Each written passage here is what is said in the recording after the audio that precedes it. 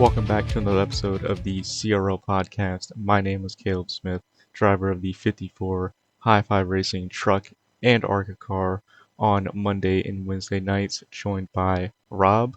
It is your boy, Rob Sherwood. I gotta say your boy because your normal boy, Jakob, is unfortunately not with us tonight, sadly. Yeah, he chose sleep over the podcast, which I can't blame him. I sleep is nice, especially when you gotta wake up early in the morning. Oh, yeah, for Um, sure. But also, it is more fun to blame him. So maybe we should. we've had a very interesting week in the Clean Racing League just as a whole.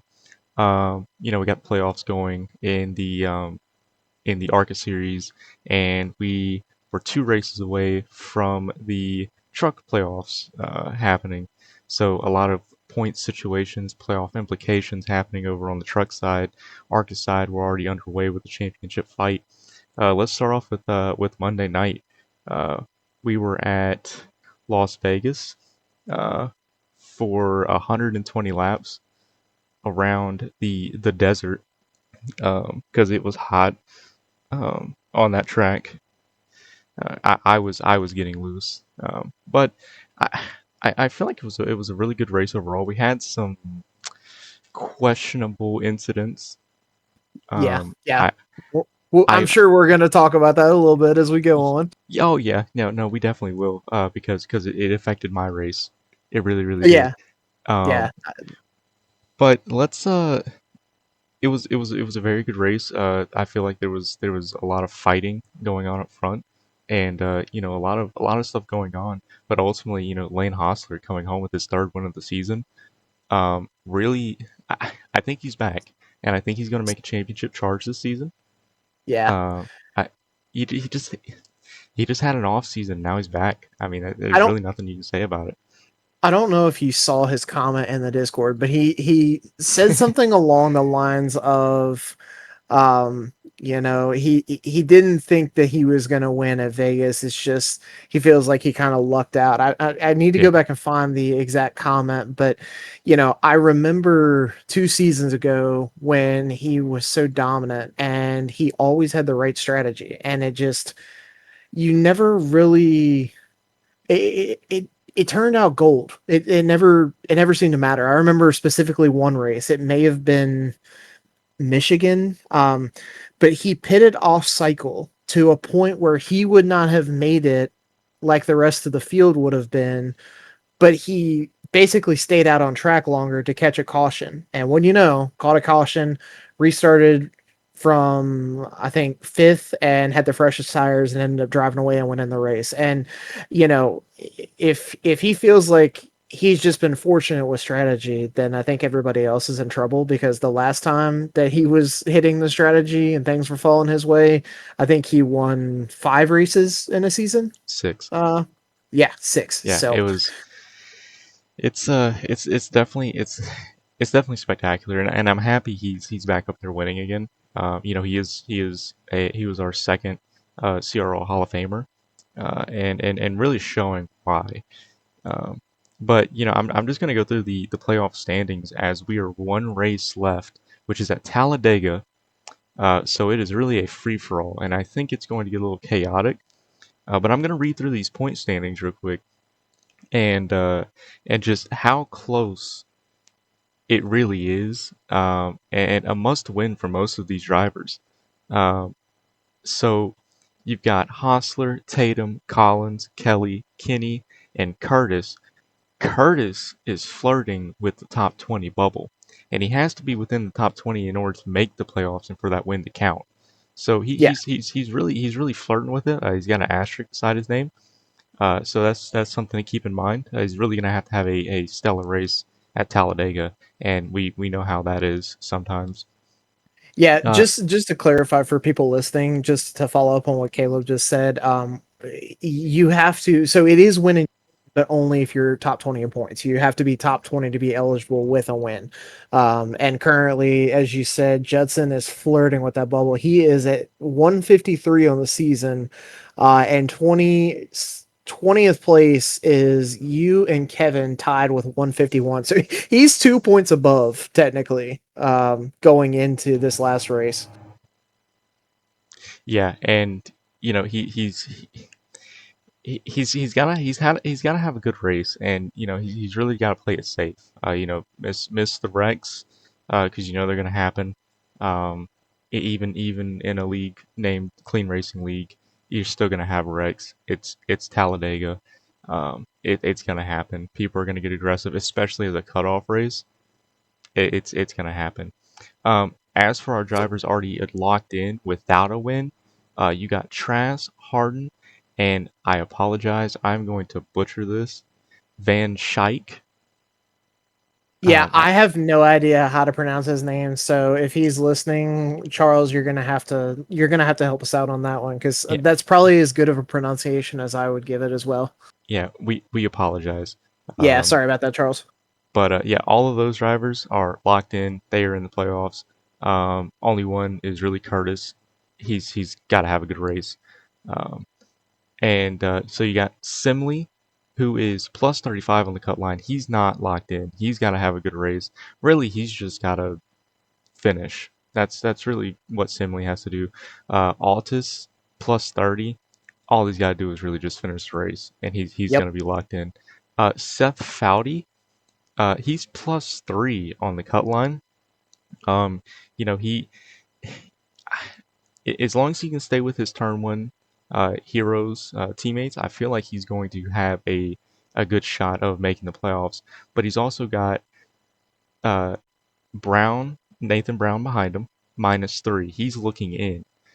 He's been pretty consistent all season. Um, and then you have Anderson, who is -13. Those are really the only two I really see racing their way in. Um, but they're really gonna have to fight Foudy because, like I said, plus 35, plus 30. There's really no catching that. Um, but you have drivers like Moore, who is -21, Spinelli 29, Peterson 36, Chris Smith, who's 37, Grant 38, Becker 39, and I'm tied with Becker at 39. So Here's the thing. Here's the thing. So I look at some of the teams that we have. We obviously going into the season, we talked a lot about Longshot and their just relentless ability to be at the front of these super speedway races. So, I look at somebody like Dusty Martin and Eric Anderson to be a contender in this thing. But I got to give a shout out because I feel like Turn One Heroes does a really good job of working together. Yeah, High Five does a great job of working together. Shout out to half of SMB Motorsports. Zach and Josh always do a really good job of putting themselves at the front of super speedway races every time. They do a good job of adjusting strategy and they kind of blend in. Myself, I tend to have issues getting to pit road sometimes, but that's a discussion for another day. Um, but I know everybody goes into this last race thinking, this is why Chris put it on the schedule because he wanted guys to have an opportunity. I don't think he wants the chaos factor, but he does want everybody to have the ability to race their way in. I know Jacob's going to be pushing hard. Chris is going to be pushing hard. You're going to be pushing hard. There's so many guys. I even look at Ghost, who's sitting P23 in the points right now, at 141. Well, if he goes out and wins, my guess is he probably would leapfrog into the top 20, depending on how finishes go. So it's all to play for right now. It's going to be fun to watch. I'm unsure if I will be able to race on Monday. I might just be able to watch it as a fan because it's going to be chaotic to watch that. yeah, I personally I'm not looking forward to it. I hate super speedway racing with a Amen. passion. It Amen. is, in my opinion, the most nerve-wracking race or races you can do, um, just in general. It's just something about it. Um, but yeah, I mean, it. Ooh, excuse me. It's put there for a reason. It's it's giving drivers like me who's had a rough season a chance. Um, but at the end of the day, there can only be one winner. and it's up to I guess us to figure out who's going to take that spot. Yeah. Because like I said, there's really only one spot to play for. Um, Simile and Altus really have the 10th and 11th spot taken, so it's really going to come down to one, which is going to be that 12th spot. But Yep. I'm excited to see how it's going to play out. Unfortunately, I have to race, um, so I'm contractually obligated to participate. So, but Well, yeah. I did want to touch a little bit more on the Vegas race while we had it. Oh yeah. Uh, I'm sitting here looking at the stats, and honestly, it's. I think last week was a good prep. Well, this week was a good prep for everybody to get ready for next week, because I think Vegas very much feels like a play track at times. So I think it's probably not a bad appetizer, as we'll say, for the final race at Talladega, because you get guys running in packs and used to running right on top of each other. So I think, it's a good way to, how, let's see, how many laps did we run at Vegas? I got my It was stats pulled up. Hold on. 120. 120. Okay, so Yeah. 120 pretty stressful laps running, really close together. You didn't have necessarily the three wide action that you're going to have at Talladega, but it still gives that feel of a play track. So it probably isn't a bad thing that you guys had that leading into next week. No, and I'm gonna bring it up because I mean everyone knows about it. Um, Yeah. there. Before we get into it, I feel like I've gotten better with tire saving. Um, and this was gonna be my race that I was gonna Yeah. get top 10. Yeah. So, not to cut you off, but this is going to be kind of leading into it. Um, just to follow up on what Caleb said, he was super proud of his tire saving on Monday. And unfortunately, in the 120 laps that we ran on Monday, there were two cautions. One of which was, to say the least, questionable, which really threw a wrench in a lot of people's strategies. I, Yeah. I think yourself included, Caleb. Yeah. Yeah, also Mike Kelly was he had the same strategy I did. We pit at the same time, and we got caught up in that mess. But yeah, really, what happened on the racetrack? It there's no place for it. There was some hard racing going on the racetrack. Nothing wrong with that. You're allowed to race hard. It's what happened after. Somebody had gotten hooked. They had gotten into the wall. They saved it. They had it going, and they just kind of spun it out. No, nobody helped them do it. They did it on their own. So it watching it back irritates me, as well as I know a lot of people have watched it back, and even our broadcaster was like, I don't know how you do that. So it's it's being handled by our fantastic admin team and our owner and sponsors and all that. Just to figure out what the best thing to do about that situation, because I mean this is really the first time it's happened in a while. I mean I don't even think I've seen this really happen. I Um, I haven't since I've joined CRL, and I've been here for I think 5 seasons now. yeah, so um, it's it's unfortunate it happened. Oh, sorry. It's unfortunate it happened. But at the end of the day, I mean, it it is what it is. That one good race wasn't gonna pull me back into pointing my way in. Um, but it's just unfortunate that my day ended like that, and because of what happened due to somebody else. Now, if you're Yeah, like you're if you're racing and like a wreck happens and it's a racing incident, it is what it is. It still would have sucked, but I would have rather it happen that way. But yeah. uh, Yeah, go ahead. Well, I was just gonna say because it sounded like it impacted your strategy, but it also sounds like it threw a wrench in a lot of people's strategy because there was a lot of discussion in the Discord about, I believe if I'm correct, some people were trying a two stop versus a three stop, Yeah. and there's a lot of conversation about which one was gonna to be the winning strategy. I think I've heard about 8 different people say that they think they had the winning strategy.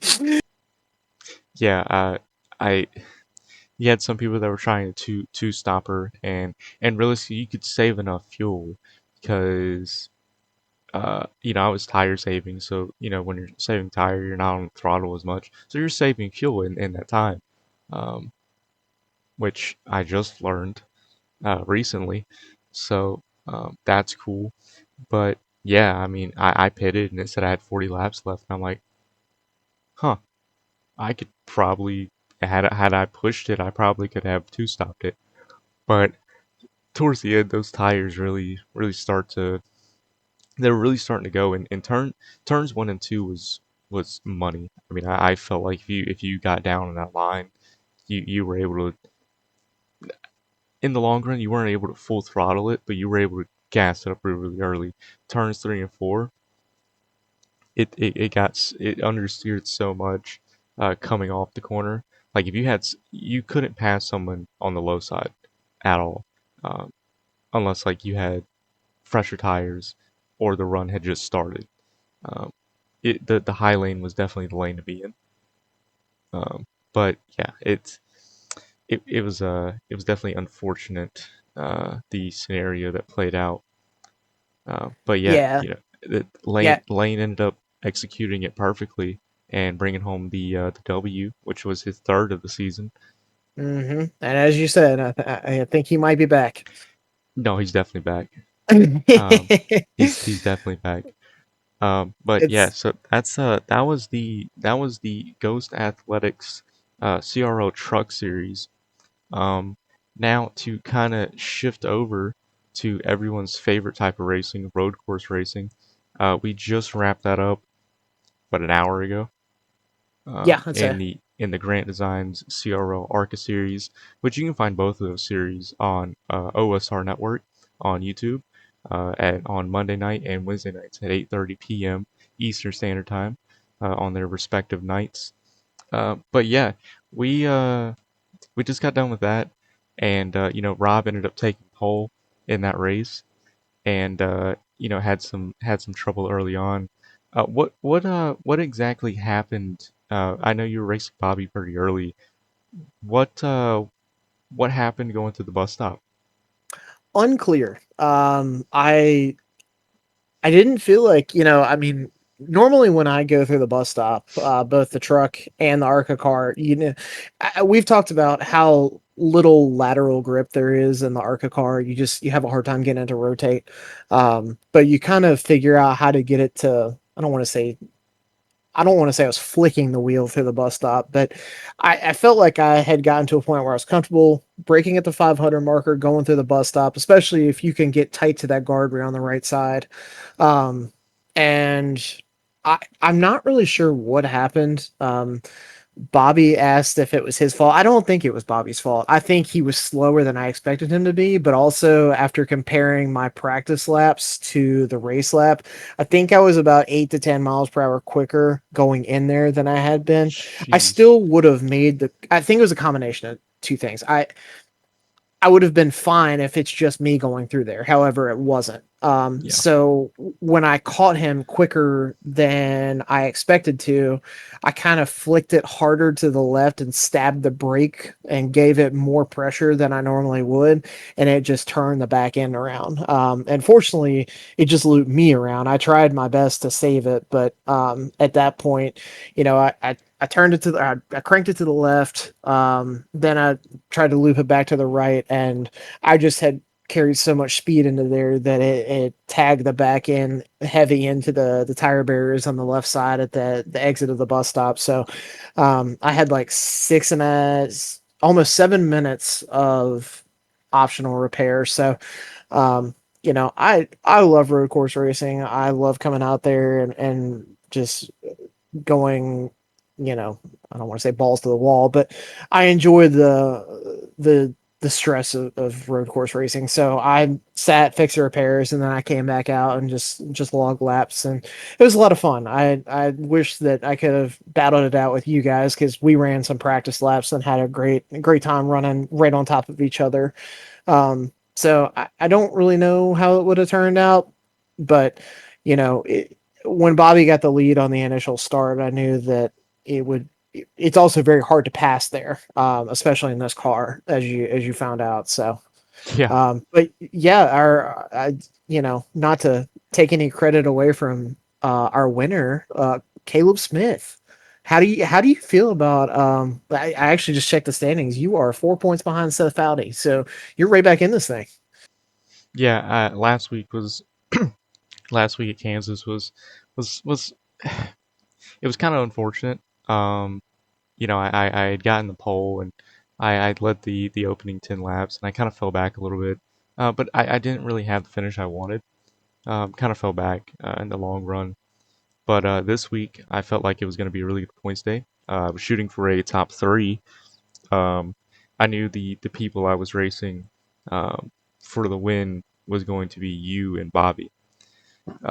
So my my goal early on was just kind of sit back and let you two race. And then when you had your incident, I was like, all right, well now I got to go catch Bobby. Um, and I caught Bobby and I stayed behind him for a little bit. I tried my dummy moves. He's smarter than that. Uh, I didn't try my wrecking ball tactic like I texted you earlier. Um, but Bold yeah, no, strategy. yeah, bold strategy. But yeah, no, I stayed behind him pretty much for the opening stint, and then I tried to undercut him, which I feel like would have worked had I not been so slow on pit road. Um, I forgot pit road speed, so I was kind of trying to nurse it onto pit road, and it's 40. It was 40 miles an hour, um, and I was still going too fast at the start, so I had to like roll it back even more. But I just wasn't as aggressive as Bobby was, and then when he came out of the pits, I had to push even harder to catch him, which burned my stuff up, and I had a run coming out of the final corner, and that's when I was able to pass him. And I knew if he had gotten past me again, that was the race. So I had to kind of set the pace. And he was overall quicker than I was, um, but he was trying to do those. He was trying to do like the dummy moves. He was trying to get me to like fight. Like he peeked the inside of the bus stop, and you and I both know that wasn't gonna work. No. Yeah, so I kept taking the racing line, and we're both in the chat, and like we were quiet, like we were not talking to each other at all. Um, and then we had an incident with the lap car, who will not be named, but going into the bus stop, we were three wide, and then I overshot the corner, and then Bobby was to my he would have been to my inside going into the carousel. He caught the grass, and then he got sideways, and then I kept the lead. So it was a cluster. And then towards the end, he was he was probably 4 tenths back from me, and then he kind of lost the back end coming out of the carousel with like 2 laps to go, and I knew I had to drive the cleanest like 2 laps of my life to just get away from him.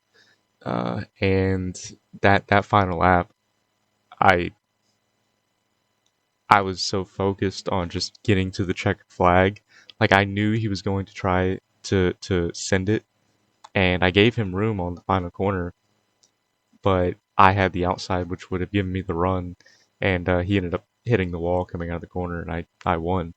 But I've never been on edge for an entire road course race like I was tonight, and it was a great race against my teammate Bobby Mantle, bringing home a high five 1 and 2 for the team, and I think High Five Racing has 3 drivers in the top four in the championship points.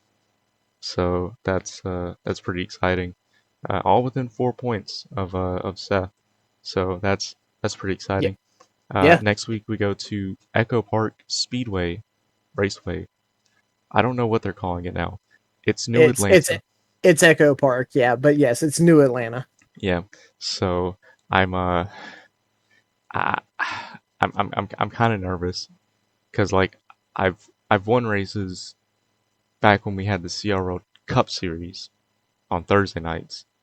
I've won a race at New Atlanta, um, and uh, I just don't know how to go into that race really, because I don't want to wreck. If I wreck, that's the points. That's the end of my championship hopes. So I got to figure out a way how to prep myself going into the race, and try to maximize my points day because I suck at Richmond, which is the championship race. So I Well, don't I don't know, man. you also, I'm the same way about super speedway racing. I try not to wreck sometimes. I try to drive that way. I try to, rather than getting to the front. And there's pros and cons to both. But it'll be a lot of fun to watch you guys battle it out. I've really haven't seen too much of like a super speedway type racing with this car, so I know we've run, let's see, two already with Daytona and Talladega. But Atlanta's kind of a whole nother beast, right? Since it's technically a speedway, not a super speedway, but I'm interested to see how the cars handle there, and that air and that package at that specific configuration. Yeah, I have no idea how it's going to handle. So I'm gonna try to do some practice. Try to get some of my teammates in there. Try to get some practice in. Because my focus after tonight's race and realizing I actually have a shot to win the championship, which was my goal when I came out of the booth, was to win a championship. Um, my goal has shifted from the trucks to ARCA. When midway through the season it was the other way around.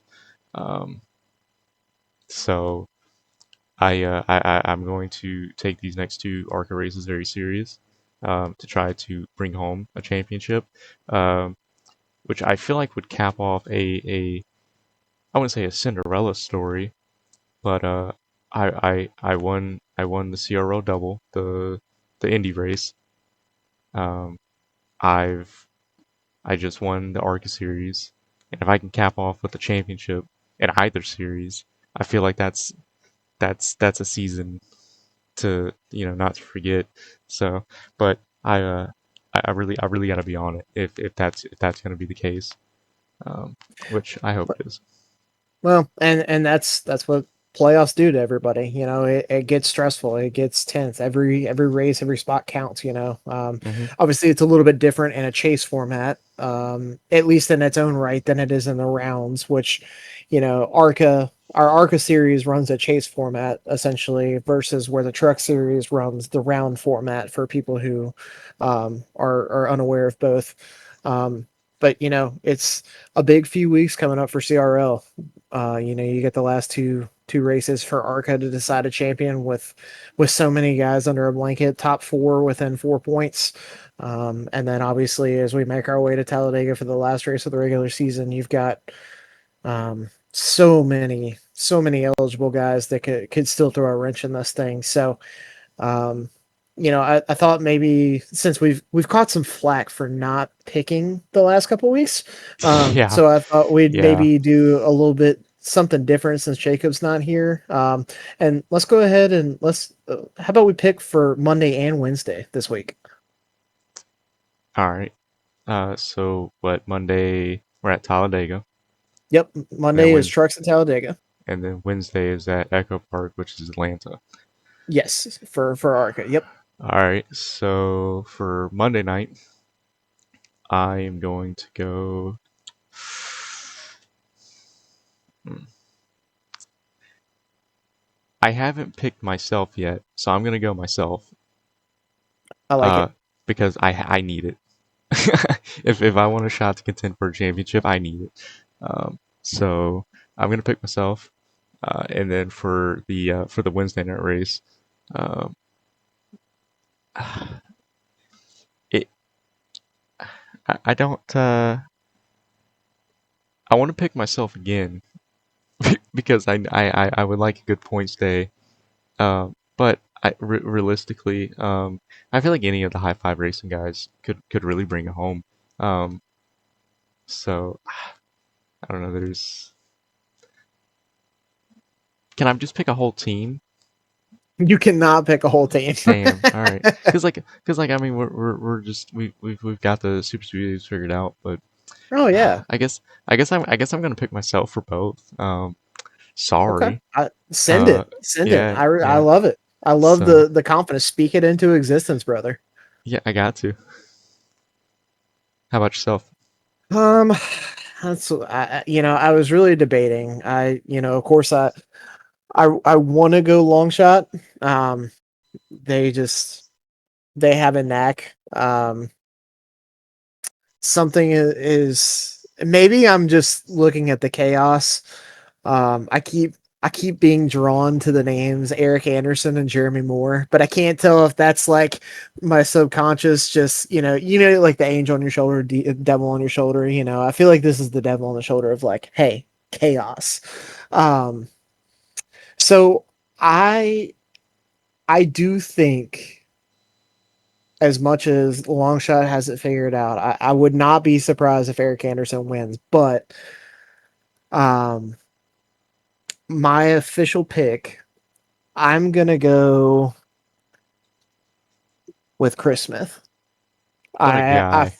I just I don't know, man. It's got to happen at some point, and I feel like, especially with the ARCA race earlier in the season, I know you guys had that really close finish. I know he got him that race, but now that he's gotten a taste of it, I feel like Jacob. I know that you and Jacob will do everything you can to help him while also racing yourselves. But I know how bad you guys want him to get a win in the Monday Night Series too. So I'm gonna go with Chris. You know, I think that could be a sleeper pick. And then for Wednesday, I think I'm gonna go with Jacob. So I think I'm gonna go with a high five sweep this week on the super speedway tracks. Yeah, and that's really the goal. We want to try to get as many of us racing for a championship as possible. Um, you know, I we've got a really we got some action-packed weeks coming up here in the Clean Racing League. And it's really all thanks to our sponsors. Ghost Athletics. Who sponsors the entirety of the Clean Racing League, but more importantly, our Truck Series on Monday nights, which you can catch on OSRN 8:30 p.m. Eastern Standard Time. And then we also have Grant Designs, who sponsors our ARCA series on Wednesday nights, which you can also catch on OSRN at 8:30 p.m. Eastern. So transitioning away from our sponsors and the great job that they do for CRL, let's transition to real world racing really quick. And I'm curious what your thoughts are, obviously regarding the Mexico City race. My boy SVG put it in victory lane the first time. The ADA has been in victory lane, and I believe 9 years. So that was really cool to see. But I'm curious to get your thoughts on how you thought the weekend went. If you think it was a success, if you think they'll go back, or what you would do differently. Um, I, Realistically, I enjoyed watching it. Um, it's always fun watching NASCAR go to a new track, especially an international track. Really, a track that we watch F1 on. So I was super pumped up for it. I feel like the racing was good in the Xfinity Series and the Cup Series. Um, it was super exciting watching Daniel Suarez bring home the win. But you gotta hate it for Ty Gibbs and Connor Zilisch. Um, just Zilisch is talented. Um, I feel like he just oversteps a bit, um, and causes some things. But we also have to remember, like he's like 18. Yeah, I Eh, think it's kind of a similar situation that Ty Gibbs had when he was in Xfinity. I think it's just different, with I don't want to say the talent level. They're different drivers. So, I feel like it's almost what we've seen with Ty. He's kind of figuring out what that limit is for himself. yeah, and I felt like the Xfinity race was really good, but also this is the Xfinity series is no stranger to going outside of the states and racing. Um, especially it's like what 20 years ago, uh, they were in Mexico City, so they've raced the track before, but also I think the last time they raced in Canada was 2012, um, on the streets of Montreal, not the streets, but it was Montreal where the F1 cars race. Um, so I mean, it was cool. I don't think they'll go back. Um, I think this was a one and done thing. Um, because when they raced, I'm gonna bring this up. When they raced Chicago, it was like it was a terrible week. It was raining. It was terrible. Like they had the track so packed in, the water was flooding the track, and then they had to cut the race short because they didn't have lights on the track. And then SVG won the opening race for Chicago, and then it was like a week later they were like, yeah, we'll go back. We're going back to Chicago. Actually, no, I think they did it like a day later. I think they were like, yeah, we're going back to Chicago, and they've been for like 2 years straight. I don't think they'll go back to Mexico because they've already been asked about it. They've already been asked about it, and they're like, we're Yeah, exploring. But that means we're not yeah, going back. yeah. No, I agree with that wholeheartedly. I think the Chicago situation was a little bit different in its own right, just because there was a contract in place, and then they had a change of mayor from one party to another, and the mayor that ended up being elected was not in favor of NASCAR being there versus the one who had signed the contract with them. So I think there was a little bit of well, I don't want to say misunderstanding, change of direction or a change of desire there. And I think from what I've heard, NASCAR, or at least the city of Chicago, has done a good job of, welcoming NASCAR, but also I don't know that NASCAR wants to be there, and I don't know that Chicago wants NASCAR to be there. I think it was a cool experiment for the first year, and then after that, I'm not sure. So I agree. I thoroughly enjoyed Mexico. I thought it was cool to see them race on that track in that environment, in those conditions. Honestly, that was really cool to see the different strategies from, people going from slick to wet and vice versa. So yeah, no, that was fun. I enjoyed the race, but I also don't think they'll go back. And honestly, I don't know if it hurts my feelings. I Mm-mm. thought it was a really cool atmosphere, and it seemed like one of those things that if they try to replicate it, it's not going to be the same. I don't know if it can be sustainable and they can keep it on the schedule every year and have it have the same effect. Um, so I would not be surprised to see them not go back. Obviously, today the news came out on Wednesday that it sounds like the street course of San Diego is going to be a thing for next year's schedule. So I would assume it's going to take the place of that. Maybe it takes the place of Chicago. I have it on decent authority that Chicago street course will not be on the schedule next year, or at least that's what I think the teams are being told. Um, but you know, I don't know if that will replace Mexico or San Diego, and if one of those gets replaced, where they'll go. Because I would assume NASCAR and the way we're transitioning that there will be another road course on the schedule. Just unclear where that's going to be. Yeah, and they were also I seen before we started racing our ARCA race tonight. I had seen something about they wanted to go to Philadelphia, run a street race there. Um, so I feel like they're going heavy into these street courses, but also there's a wonderful street course in Long Beach.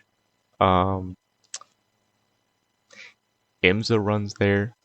Um, IndyCar runs there. It's a wonderful track, beautiful track. Um, I think it'd be fun. It's got those tight corners that NASCAR loves so much. I think they'd struggle getting the final hairpin. So I think that's really the only problem spot um, for NASCAR. But I also it wouldn't also surprise me if they were to reconfigure the track. Um, but they're talking about going to all these different places. I don't know. I think they're just trying to tap into these different markets.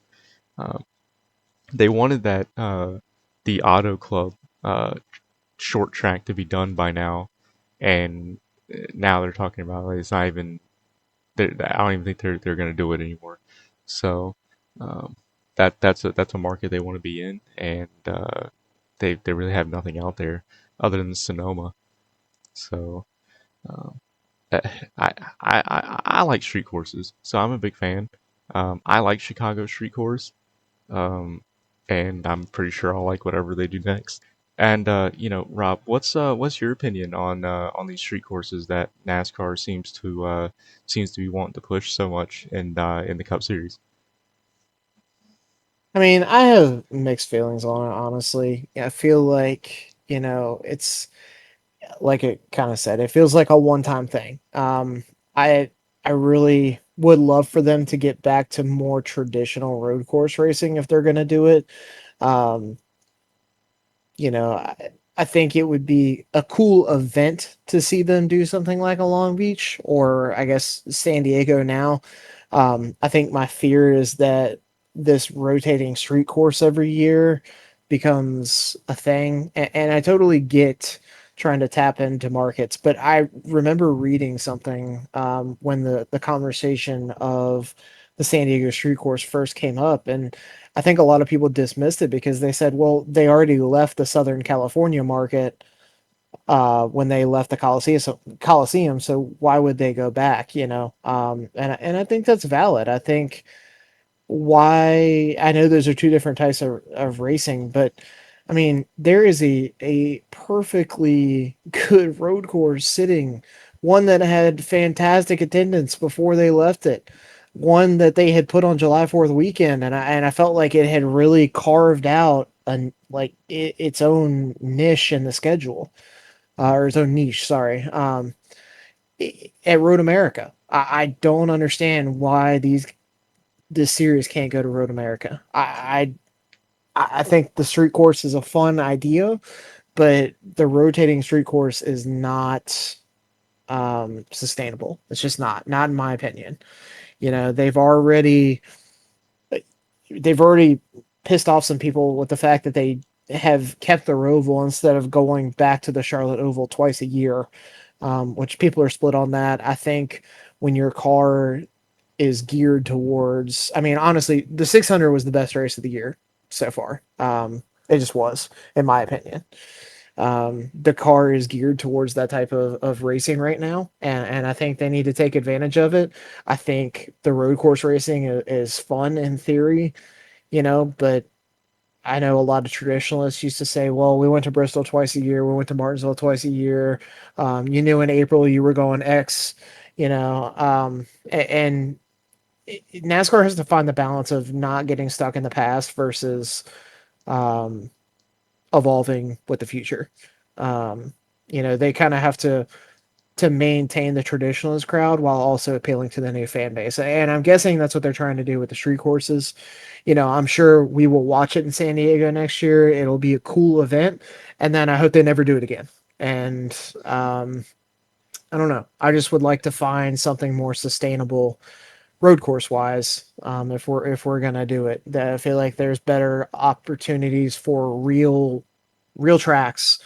I know that there's some F1 traditionalists that have complained about street courses versus circuits, and I feel like there's so many road course circuits in America that go unused by the Cup Series, and I just hate that we're gonna do this rotating street course over that rather than just actually going to a racetrack. I know that sounds very bah humbug of me, and I'm sorry. I the thing with it is they're trying to go where the young people are. Um, they're trying to gain all these new fans, and you know I to an extent I would say it's working because I mean and I know some people don't know how to work a streaming service, um, and that's okay. Don't Um, get me started on that. yeah, but you know it was their. I think the median age dropped by like 8 years, which doesn't sound like a lot, but like you're talking about younger people watching it. Um, that and the fact that you know a race that's on Fox doesn't get advertised on your smart TV.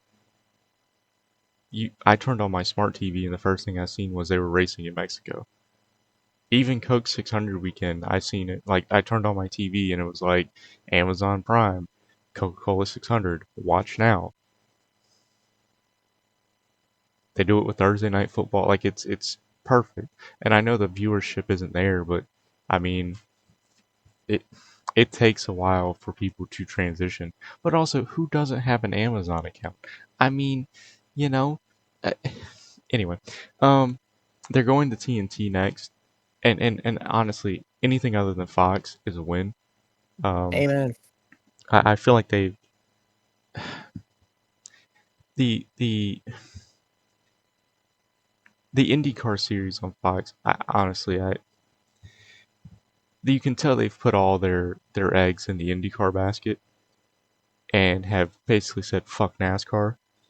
Um, but I don't know. They need to get away from Fox really, um, because Mike Joy isn't it anymore. Mike Joy isn't what he used to be. Um, Clint, eh, what a guy. Um, Yeah, the Fox dynamic is definitely an interesting one. but I, I don't know. They're trying to do things that is bringing in new fans, and I think this is what they're trying to do. But also, there's so many racetracks, like you were saying. There's Laguna Seca in California. Like Yeah. the next gen car is they say it's like a GT car on a road course. They run IMSA at Laguna Seca. They can run Laguna Seca. Um, I mean, there's so many tracks. Hell, Sebring. I would, okay. I would pay good money if pay-per-view money, like UFC pay-per-view money, to see a cup race at Sebring. I feel like the next gen could also do okay in Mid Ohio too. Yeah, and they raced at Mid Ohio, like not the Cup Series, but like Truck Series, ARCA, Xfinity, all those series raced at Mid Ohio, and Yeah. it was good, like good racing. And it's a good track. It's wide. It's got room. It's got runoff. No walls that people complain about. So like it's really got everything. There's so many good quality tracks. Um, I think I would also like to see them bring back ovals. Kentucky being one of them. Chicagoland. Um, so there's that. They should probably just nuke Texas and then just rebuild it. That Amen to that that. so, but I feel like I could go on and on yapping uh about NASCAR, and yeah, it is getting pretty late here for us to hear in the podcast booth. We want to thank everyone who tunes in every Friday um, on YouTube, Spotify, wherever you're listening. We want to thank everyone um, for uh, for listening to the CRL podcast. Um, and really staying up to date with the Clean Racing League. It means a lot to all of us, and I we look forward to seeing everyone next week for next week's podcast, um, as we we try to unravel what will most definitely be chaos in the Truck Series. And as we are two races, or will be one race away from the championship in the ARCA series. But we want to thank everyone who listens, and bye bye.